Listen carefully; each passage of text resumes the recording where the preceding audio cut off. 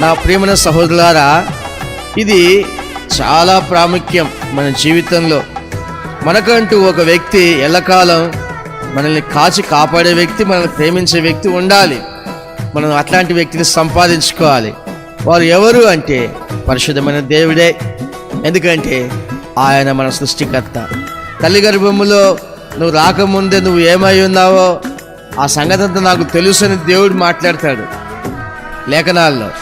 గనుక నువ్వు ఏమై ఉన్నావో, నేనేమై ఉన్నానో తల్లి గర్భంలో రూపం దాల్చకముందే ఆయనకు తెలుసు. అయితే మన సంకల్పాలు, మన ప్రణాళికలు, మన జీవితం అంతా కూడా జగత్పునాది వేయబడక ముందే ఆయన రాసిపెట్టేశాడు. గనుక మన జీవితం అంతా దేవుని చేతిలో ఉంది. మన కాలగతులు ఆయన చేతిలో ఉన్నాయి. మనం కూర్చోవడం, నడవడం, పడుకోవడం అన్నీ కూడా ఆయన చేతిలోనే ఉన్నాయి. మన నోట మాట రాకముందే ఆ మాట ఏ మాట మాట్లాడుతామో కూడా దేవుడికి తెలుసట.